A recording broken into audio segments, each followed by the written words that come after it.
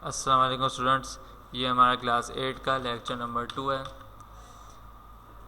हम नंबर जो chapter 3 start हो रहा है हमारा नंबर सिस्टम के बारे में हमने सेकंड यूनिट में भी काफ़ी हद तक डिटेल में हमने पढ़ा था। ठीक है, फिर से आपको थोड़ा सा रिवाइज करवा देंगे। नंबर सिस्टम होते क्या है? Number system is defined as a system of writing to express number. It is a mathematical notation for representing numbers of a given set by using digit or other symbols in a consistent manner. It provides a unique representation of every number and represents the arithmetic and algebraic structure of the figure.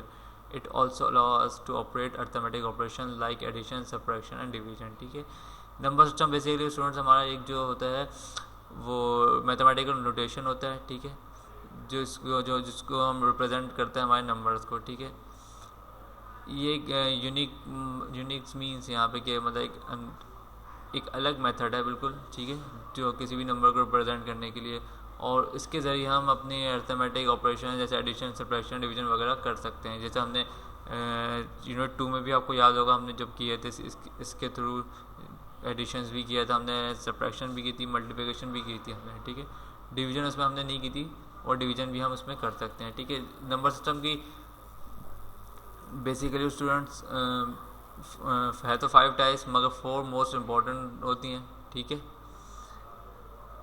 और क्योंकि जो हमारी book में भी 4 ही types के बारे में जिक्र है, जैसे जिसमें सबसे पहली basic decimal number system base 10।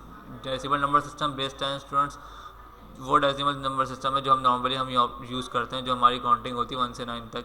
ठीक है, अच्छा, बाइनरी नंबर सिस्टम होता है जिसको बेस 2 होती है, उसमें हमारे सिर्फ 0 से 1 होते हैं। ठीक है, 0 1, उसके अलावा कोई और नंबर नहीं आते। जैसे अगर काउंटिंग स्टार्ट हो बाइनरी की तो 0 आएगा, फिर 1, 1 के बाद डायरेक्ट 10, 10 के बाद फिर 11, 11 के बाद डायरेक्ट फिर 100, फिर 101, फिर 110, फिर इसी तरह 1000, मतलब इस तरह से चलती है। उसमें सिर्फ और सिर्फ 1 और 0 होते हैं, उसके अलावा और कोई डिजिट नहीं होता। इसी तरह बेस 5 जो हमारी नंबर सिस्टम होती है बेस 5, उसमें हमारे 0 से लेके 4 तक होती है काउंटिंग, उसके अलावा नहीं होती। मतलब 0 1 2 3 4 होगा, फिर 5 नहीं आएगा, वो डायरेक्ट फिर उसके बाद हमारा 10 आ जाएगा। इस तरह से चलता है। ठीक है, इसी तरह हमारा जो ऑक्टल है जिसकी बेस 8 है, उसमें हमारा 0 से लेके 7 तक यूज़ होते हैं नंबर्स।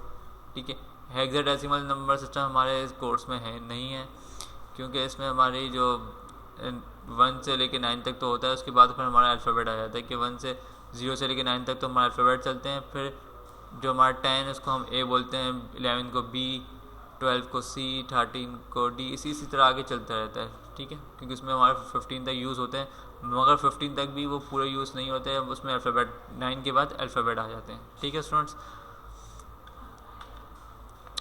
तो थोड़ा सा हम इसमें देख लेते हैं। जैसे अगर बेस 3 है, जैसे हमने यहाँ पे लिखा है बेस 3, ठीक है, तो उसमें वैल्यू तो 3 है, कैसे 0 1 2। ठीक है, इसी तरह बेस 4 में हमारी वैल्यू 0 1 2 3 है। ठीक है, और बेस हमारी यहाँ पे क्या लगी हुई है, 4 लगी हुई है। इसी तरह बेस 5 है तो वैल्यू 0 1 2 3 4 है। ठीक है, इसी तरह स्टूडेंट यहाँ पे चलती रहेगी हमारा।